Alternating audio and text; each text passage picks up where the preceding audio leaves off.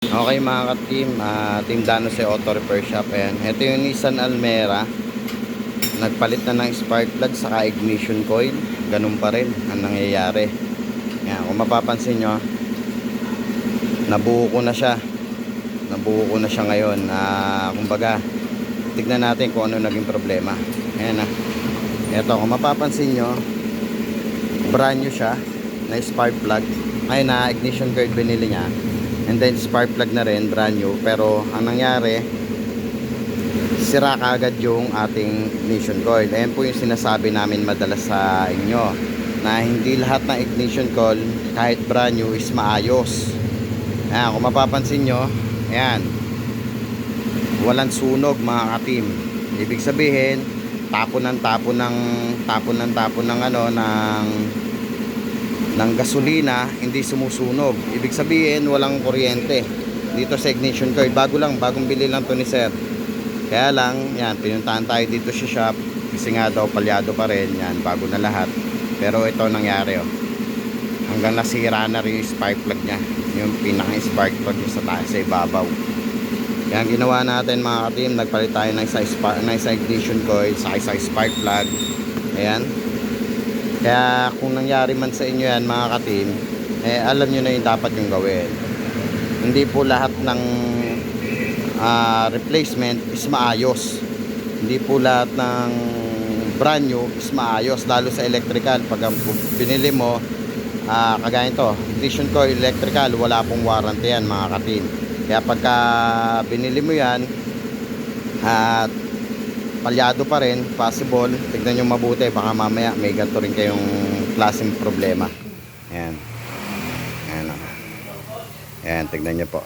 Ayan, hindi sumusunog, kaya sira yung ating ignition coil. Kabibili lang to. Sir, ilang araw na to, sir? Hindi, itong ilang araw na yung binili ignition coil na to? Yung mga isang linggo ano. Ito yung nabili. Ito yung nabili ni sir na ignition coil yan, ha. Tapos start natin, sir, para nga po ng ano, para mapakita natin.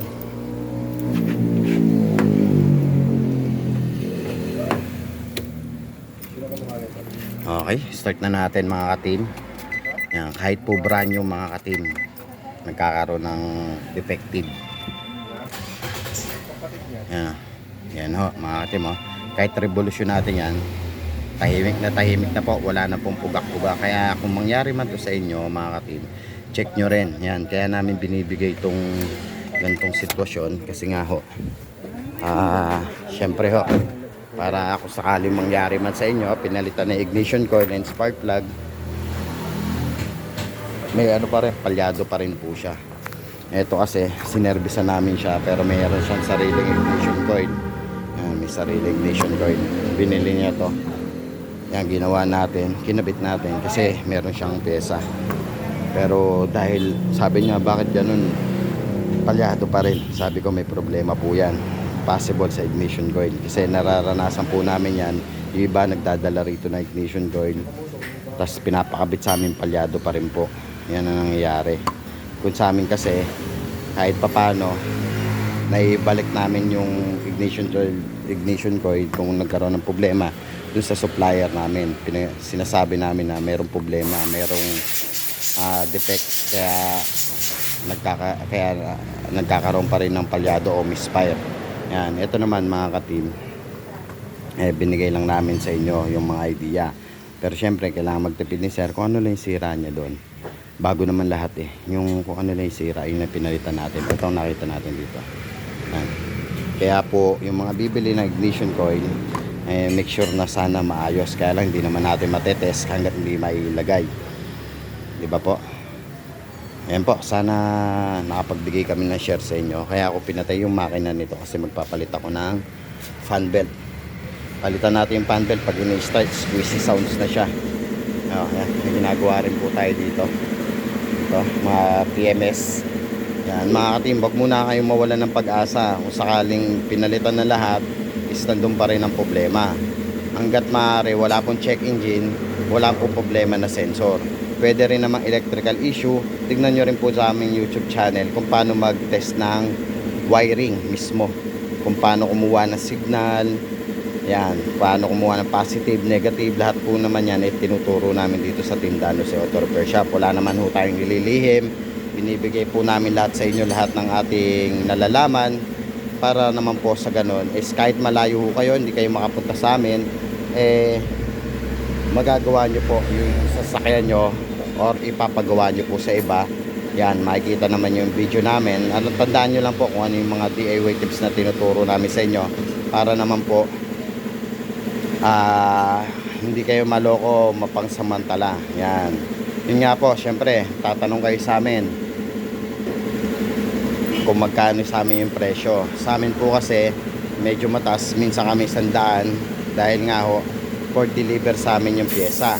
And then bukod po doon, nagbabayad rin po kami ng tax, nagbabayad rin po kami ng ilaw, kuryente, nagbabayad rin kami city hall, lahat po kami kompleto po ang permit namin mga ka-team. Kaya minsan medyo mataas sa amin na 50 o 100, bilang unawain nyo na lang po kasi nagpapasahod na rin naman po ang tao. Legit naman po kami, may mga resibo naman po kami, may mga resibo kami ng BIR, wala akong problema yon. Kung gusto nyong resibuhan namin kayo ng BIR, syempre para reimbursement, para naman po maayos. And then nandito lang naman po yung shop namin, hindi naman po kami home service. May home service po kami, pero pwede nyo po kami habulin kung sakali nagkamali kami, pero sinisettle po lahat namin ang aming problema kung sakali man mangyari po yon. Nagaya nga po ito, halimbawa nito, yan, sinervisan po namin to, naging matino po yung sasakyan niya, mga ilang araw lang, tapos pumalya na naman. Ngayon sabi ko, dali niya dito sa shop, yan, check natin yon, yung binili ng ignition coil, doon po siya nagkaroon ng problema, pero hindi naman po sa aming ignition coil, di ba po? Pero anong ginawa ho namin, binakjob namin kahit hindi ho sa aming ignition coil, di ba po?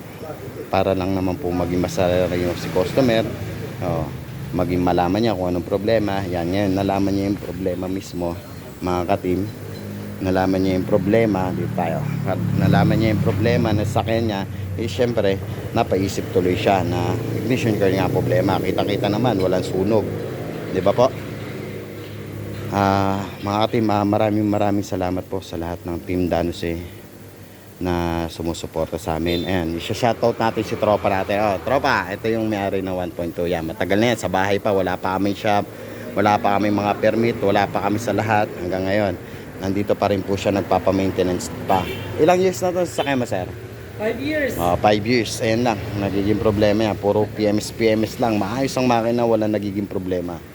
Yan, ang pinaka-reason lang na medyo magastos na naging problema nito is yung clutch lining niya. Yan, normal sa 5 years, depende naman sa gumagamit.